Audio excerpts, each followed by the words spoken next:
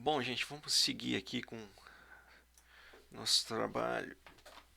E ah, então a próxima leitura é sobre os capítulos 12, 13 e 14. Então começa aqui. Ó. Então, quando começa a parte de cálculo a várias variáveis, né? Então a gente vai seguir até o capítulo 15, que é essa parte 3, que é a parte que vai dar base para otimização. Então, o capítulo, essa estrutura aqui, ela vai começar assim, no capítulo 12, você vai começar aqui no capítulo 12, aí eu marquei os principais elementos aqui para leitura, que depois a gente complementa na lista de exercícios, seguindo o mesmo padrão que a gente vinha falando antes, tá? Então, nesse capítulo, se trata, faz uma introdução de sequências, limite e ponto de acumulação, sequências no RN, conjuntos abertos, fechados e compactos, tá? Eu não vou me ater muito, vou fazer mais ou menos por cima esse capítulo, porque eu pretendo voltar nele mais adiante no final do curso, quando a gente estiver na parte de análise, tá? Aqui ainda no livro do Simon Bloom. Me parece que faz mais sentido tratar esse ponto lá. Mas como o livro ele vai usar alguns elementos daqui dessa parte nos capítulos 13, 14 e 15, a gente vai falar um pouquinho sobre eles. Depois dos capítulos 13 e 14 são os capítulos que tem que dar mais ênfase nessa parte, porque são eles que dão base para o trabalho de otimização da parte seguinte, né? E depois o capítulo 15, ele trata do teorema da função implícita.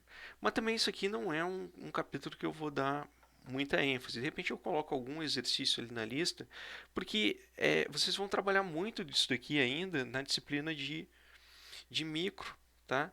Porque o teorema da função implícita ele vamos dizer assim, a versão em matemática, porque lá na micro, para o resultado que lá na micro se usa por taxa de marginal de substituição na teoria do consumidor e taxa marginal de substituição técnica na teoria da firma, né? E tem mais algumas outras aplicações na parte de equilíbrio geral, que eu não sei se vocês chegam a ver lá em micro. Então, esse capítulo 15 ele é mais bem encaixado em micro do que aqui em matemática. Tá? Então, eu vou falar muito rápido desse, vou falar um pouquinho rápido do 12 e vou dar mais ênfase, tanto na leitura quanto nos exercícios, para as partes do capítulo 13 e 14. Tá? Então vamos lá. Então aqui no capítulo.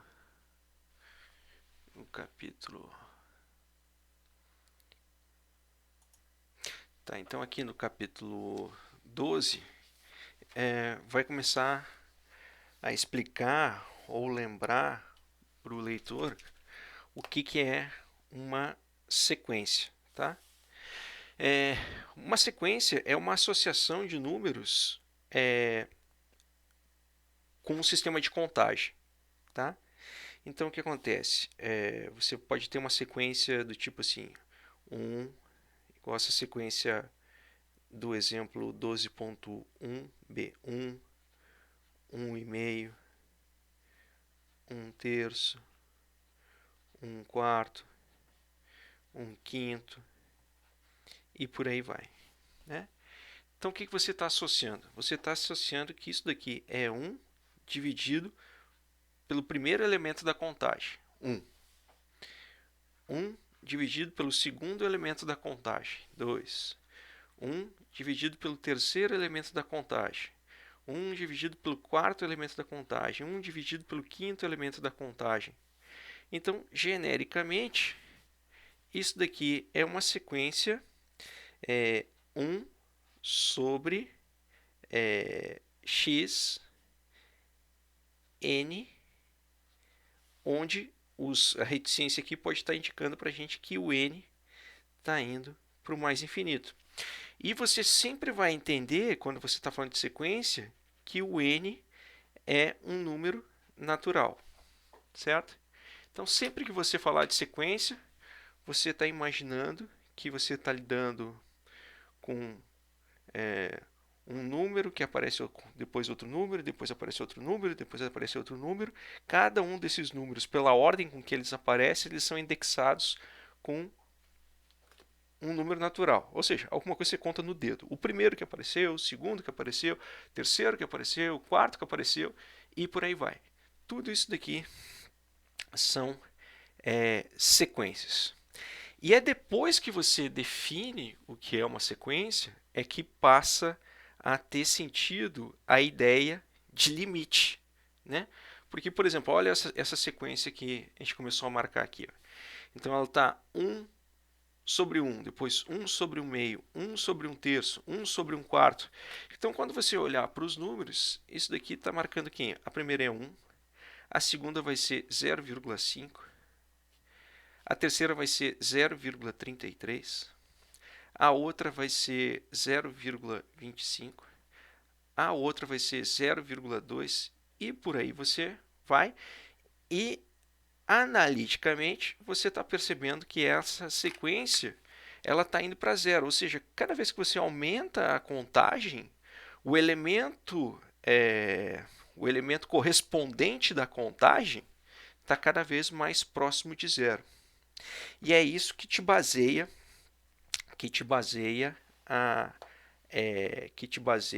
o conceito de limite, né? E aí então você vai perceber que existem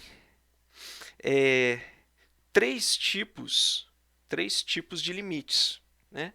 São convergentes, divergentes e oscilantes, né? Aqui ele vai dar exemplos. Ó. Por exemplo, olha essa letra aqui do exemplo 12.1, o E. O E é uma sequência que fica menos 1, 1, menos 1, 1, menos 1, 1. Ela não está indo para lugar nenhum, ela está oscilando entre menos 1 e 1. Olha a outra sequência, 12, a G, 3.1, 3.14, 3.14 1, 3.1415. Ela está indo em direção ao π. Vamos ver outra. A outra sequência, o primeiro elemento é 1, depois ele vai para 4, depois ele volta para o 1, depois ele vai para o 5, depois ele volta, ele vai para o 9. Então, isso aqui é uma sequência que está oscilando, não está correspondendo a lugar nenhum. Então é isso. Então você tem um conceito de sequência. Você percebe que essa sequência, em termos de conforme você vai aumentando a contagem, ela pode ir para apenas um de 3 lugares, divergir, quando ela explodir para o infinito, mais infinito, menos infinito, oscilar, ou ela pode tomar o rumo de algum número. Quando ela vai tomar o rumo de algum número, aí acontece aí que você percebe que você precisa de um conceito novo, que ela está indo para um rumo. Que rumo é esse? A esse rumo que ela está tomando, você passa a chamar de ponto de acumulação, né? Então, ponto de acumulação é um determinado elemento da sequência a partir do qual, depois dele, a sequência começa a convergir, onde todos os números subsequentes deles estão mais próximos deste ponto, o qual você chama de ponto de acumulação. Então, um limite é um caso específico de ponto de acumulação, que é quando você se aproxima de um elemento específico da contagem, ou então se você, no caso de aplicar um limite para o infinito, menos infinito, né? E se você está levando a contagem à proximidade de um determinado ponto, ou levando a contagem ao seu extremo, é onde a contagem está parando. Então, isso é um conceito de limite. Tá? Um ponto de acumulação é um ponto qualquer no qual você passa a observar o comportamento da sequência. Quando você olha o comportamento da sequência numa situação limite, então ponto de acumulação passa a se chamar limite. Então, basicamente, essas são as ideias aqui. Depois, na sequência, ele vai falar de três elementos, né? Conjunto aberto, conjunto fechado e conjunto compacto.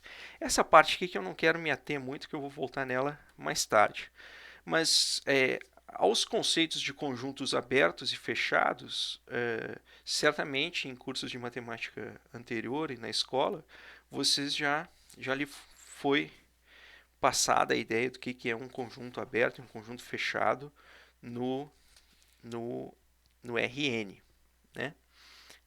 Na reta, aliás. Né? E depois a gente vai ver que um conjunto compacto é uma definição um pouco mais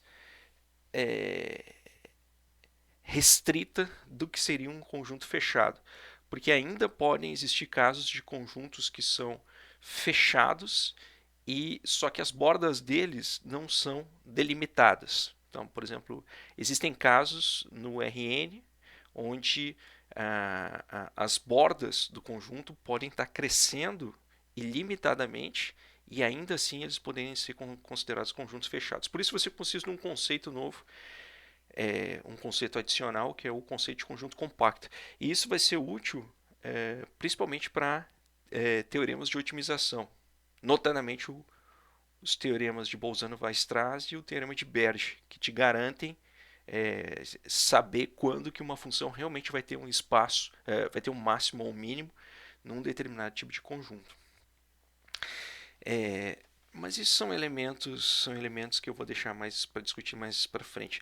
É claro, aqui, né, outra coisa que ele discute aqui que eu estava passando esse aqui é o conceito mais simples, né, de sequência, que é o conceito de sequência na própria reta, mas é claro que existem sequências no RN, né? Então, só que aí deixam de ser números na sequência, mas pontos, né, ou pares ordenados de um espaço métrico. Então, aqui nesse caso dessa figura, no R2, você tem um ponto x1 aqui, depois você tem um ponto x2 aqui, um x3 aqui, um x4 aqui, um x5 aqui, e talvez tenha uma regra que esteja fazendo com que eles se acumulem. Por exemplo, o ponto de acumulação pode ser 1. Depois do 1, todos eles começam a ficar bem próximos da origem, do 0, 0. E talvez o limite dessa sequência seja a própria origem, seja o ponto 0, 0. Tá? Esses aqui são elementos desse capítulo que vocês têm que ter em mente caso a leitura dos capítulos seguintes demandem essas ideias. Mas eu não quero focar nisso daqui na lista de exercício agora, eu pretendo focar mais adiante. Então vamos discutir agora o capítulo 13.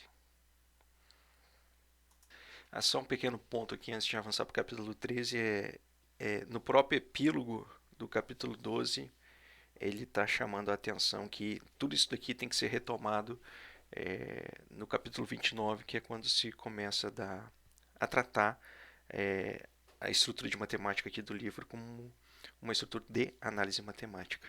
Tá? Então, só para dizer que essa observação que eu fiz, ele faz aqui também na página 283. Então, vamos lá para o capítulo 13. Então, o que eu anotei aqui, dos pontos para chamar mais atenção na parte do capítulo 13 entender o que seria essa nomenclatura das funções do Rn para R, que elas podem ser vistas simplesmente como sequências de funções do plano cartesiano, falar um pouco de curva de nível e depois falar de três estruturas bem básicas de funções no Rn, que são as funções lineares, as quadráticas e os polinômios. Né? Então vamos lá. Então quando ele começa aqui dando 4 exemplos de funções. Né? Então talvez seja mais fácil lembrar de teoria do consumidor ou teoria da firma, né? Que na teoria do consumidor, o mais básico é que você pega um bem X e um bem Y, você tem uma combinação de quantidade desses dois bens que te levam num determinado nível de utilidade ou de satisfação, né? Ou na teoria da firma, você tem uma determinada uso de insumo trabalho aqui, um determinado nível de uso do insumo capital aqui.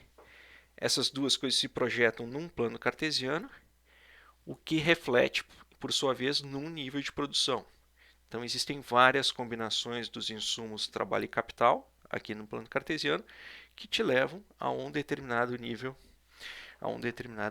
de produto, né?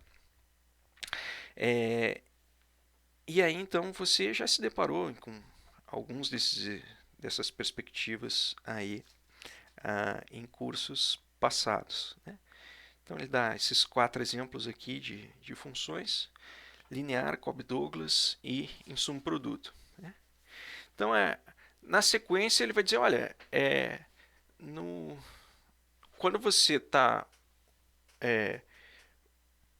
quando você tem uma imagem no plano cartesiano refletindo isso na reta, é fácil de você visualizar mentalmente, ou é relativamente fácil você visualizar a estrutura dessas funções através de figuras geométricas, né?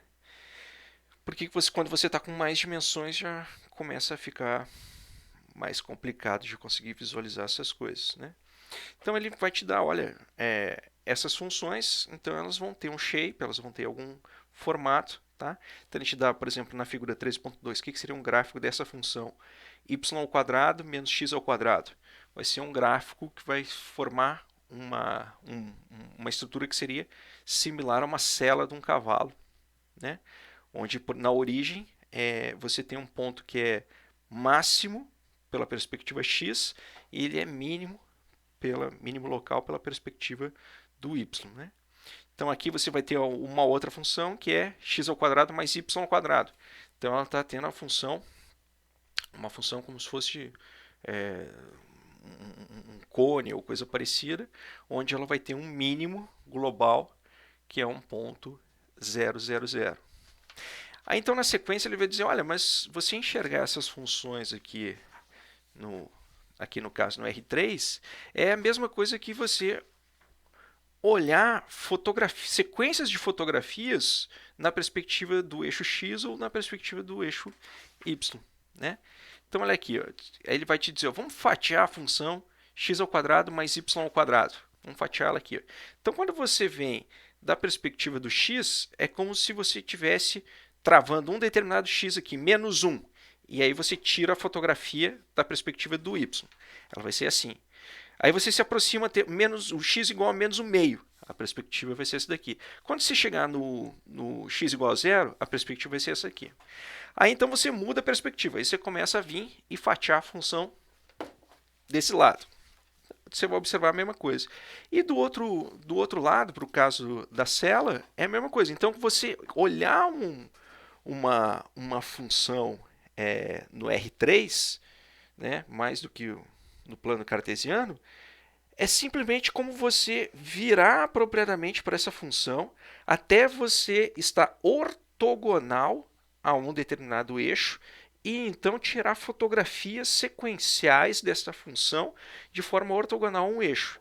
E depois você vira para o outro lado e tira essas mesmas fotografias ortogonais.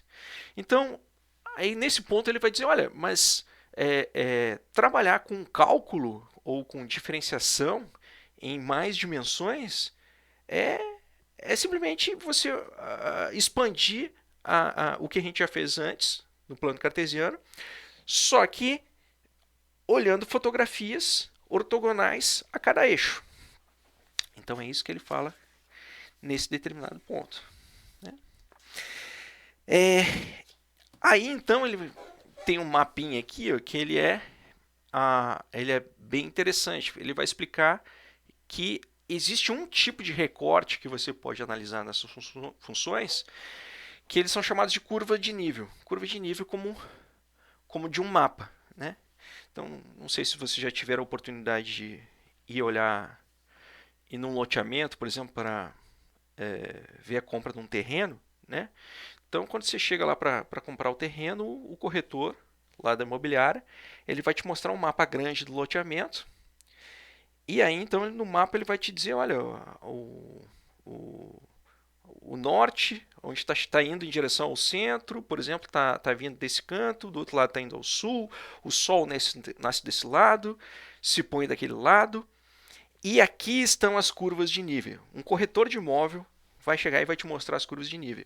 Então, como o mapa ele é chapado, ele é 2x2, ele vai te dizer, olha, esse terreno aqui está na altura 100 metros do nível do mar.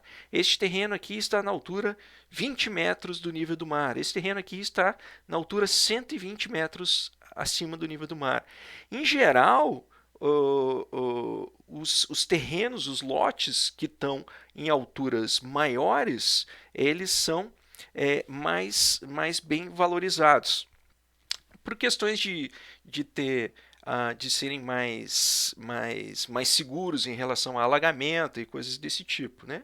É claro que, dependendo da situação também, ele pode ser desvalorizado. Se, por exemplo, se a companhia de águas tiver um problema de pressão na adutora ali daquela região, significa que terrenos mais altos também vai acontecer falta de água mais rápido do que terrenos mais baixos. Então, sempre essas variáveis elas têm que ser sempre levadas em consideração. Mas a curva de nível é uma variável importante em coisas do tipo bem práticas do cotidiano, que é comprar um terreno. Tá? E aí então ele vai explicar nesse ponto que essas curvas de níveis elas são igualmente importantes para se analisar funções. Né? Então, por exemplo, se tu voltar aqui, o que é uma curva de nível? É no nível do eixo Z, que é onde tem a imagem da função, você pode passar uma faca aqui assim.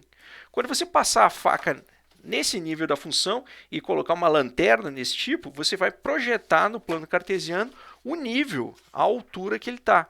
Então, no mapa aqui, se você passar uma faca lá no mapa dos Estados Unidos, em relação aos estados, você vai ver que tem estados onde tem alturas mais altas, mais baixas, e em funções também você vai ver essas questões das curvas de níveis. Tá, e por que você está falando desse negócio de curva de nível aqui? Você, Francisco Carlos, você, Livro? Porque várias coisas que a gente vai usar em economia na verdade, são curvas de nível. Por exemplo, utilidade. Uma curva de indiferença. Uma curva de indiferença nada mais é uma curva de nível. Não uma curva de nível no mapa. Num mapa de cartografia, mas uma curva de nível numa função que está mapeando o plano cartesiano. Então essa discussão ele vai colocar aqui também. Depois ele vai colocar isoquantas como curvas de níveis. Né? Depois ele vai te dar alguns tipos de funções relevantes. Né? Certamente as três funções mais relevantes para se ter em mente são, primeiro, as funções lineares, né? O que seria o equivalente das retas. Né? Então, as retas no plano cartesiano, quando você tem uma reta no plano cartesiano, ela vai te representar alguma coisa do tipo assim, né? Ou assim. Né? Só que quando você está em 3 dimensões, vai ser um plano, tipo esse mousepad aqui. Ó. Então, você vai ter, se aqui fosse os eixos do plano cartesiano x e y, cada ponto do plano cartesiano vai mapear no terceiro eixo como se fosse um plano. Então isso aqui, uma folha, um mousepad é a figura geométrica equivalente da reta no R3. Né? Depois ele vai te falar dos polinômios. Então os polinômios vão ser equivalente a essas funções aqui. Por exemplo, a Cobb-Douglas, que se usa muito em economia. Então ela vai ter um formato polinômio. Tá?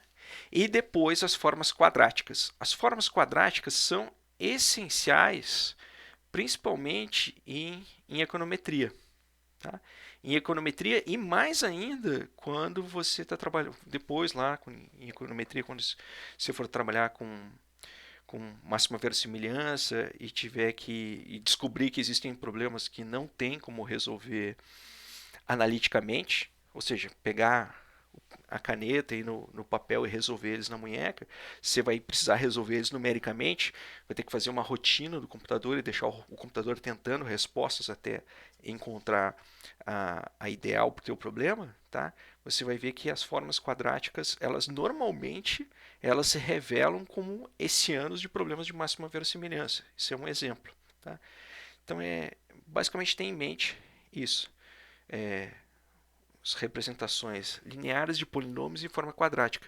Sobretudo a representação matricial da forma quadrática, para a qual ele faz um boxzinho aqui na página 303. Vou ver se eu faço um exercício aqui para tratar disso aqui. Bom, na sequência, então, aí ele vai para o cálculo, cálculo em mais dimensões. Aí ele volta à discussão de que olhar uma função em mais dimensões é simplesmente você deixar um eixo ortogonal e analisar a função em fotografias desse eixo ortogonal. Está aqui. Ó. Então, o que é você calcular uma derivada, de y em relação a z, por exemplo, né? Em 3 dimensões. É simplesmente você deixar a coordenada x travada e aí então você olhar como se comporta o limite das secantes olhando de forma ortogonal ao x. Está aqui. Ó. Então é simples, tirar derivadas em mais dimensões é simplesmente olhar uma fotografia chapada no eixo no qual você está analisando a derivada e trata isso como se fosse uma derivada normal lá dos primeiros capítulos, deixando livre o eixo que você não está analisando. Não tem nada demais. Aí ele volta aqui, ó, cara, é exatamente igual ao que você estava tratando antes, só que no eixo onde você não está tirando a derivada, você deixa ele solto, deixa como se fosse uma variável qualquer. Vamos olhar isso aqui como exercício daqui a pouco mais. Tá? E aí, então, o que vai acontecer é que a gente tem as condições. Lá nos problemas de otimização dos primeiros capítulos, a gente tinha as condições de primeira ordem e as condições de segunda ordem. Né? Aqui, como você tem mais dimensões, essas condições de primeira ordem que a gente tinha lá atrás, elas vão se manifestar aqui através de uma coisa que a gente vai chamar de vetor gradiente. Né? Em algumas circunstâncias pode ser chamado vetor jacobiano também. O jacobiano ele transcende entre esses dois conceitos de gradiente e hessiano. Mas a palavra-chave aqui é para condições de primeira ordem gradiente e para condições de segunda ordem hessiano. Tá? E aí então o que vai acontecer? Vai acontecer que você vai ter as condições de primeira ordem agora são tais que o gradiente, mais do que um ponto tem que ser igual a zero, as derivadas em todos os pontos têm que ser iguais a zero. Né? O gradiente tem que ser um vetor zero. Tá? O que significa isso? Significa que vamos voltar aqui nessa primeira. Que deu o gráficozinho daquela primeira na função. Olha aqui. Ó. Por exemplo, essa função x ao quadrado mais y ao quadrado. Como é que a gente vai saber que o ponto mínimo dela é lá? Porque quando a gente pegar as tangentes, ou as secantes lá, e olhar os ângulos das derivadas, ela vai ter que ser zero da perspectiva vindo pelo x, e ela também vai ter que ser zero vindo pelo y. Então você só sabe que vai ter certeza que é um ponto mínimo se ela for zero vindo pelas duas perspectivas. Então, numa perspectiva, você tem uma derivada em relação a x1, na outra perspectiva, você tem uma derivada em relação a x2, e você só vai ter o ponto de máximo quando este vetor tiver essas duas coordenadas ao mesmo tempo cravado no zero. A este vetor você chama de gradiente. Né? E esse ano, antes você tinha uma derivada parcial, agora você vai ter a derivada parcial da função em relação a todos os seus eixos. E por consequência disso, você acaba caindo agora num mais do que mais do que num vetor,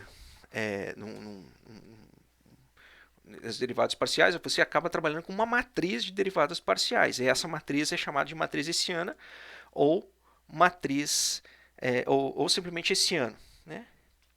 Uma outra característica relevante também que certamente cai na prova da Ampeg é o teorema de Young, né? Que sempre que você tiver funções que sejam derivadas, tiver pelo menos seja da classe C1, ali que a gente já viu, né? As derivadas parciais cruzadas elas vão ser iguais na fora da diagonal do hessiano, tá? Então aqui o grosso dos exercícios que a gente vai fazer, então na lista são relacionados ao capítulo 14. Vamos treinar ou relembrar essas coisas ali no capítulo 14, tá? E depois o capítulo 15, que como eu estava falando para vocês, que é a questão de derivada implícita. Eu não vou focar tanto nisso, de repente coloque em algum exercício, mas isso aqui certamente vocês vão ver, tá aqui, vai aparecer aqui a famosa taxa marginal de substituição, taxa marginal de substituição técnica, que é mais bem aplicado lá do que aqui, eu não vou dar foco nesse ponto. Então agora eu vou arrumar uma lista de exercício e vamos focar em fazer exercício em cima dessa leitura aqui.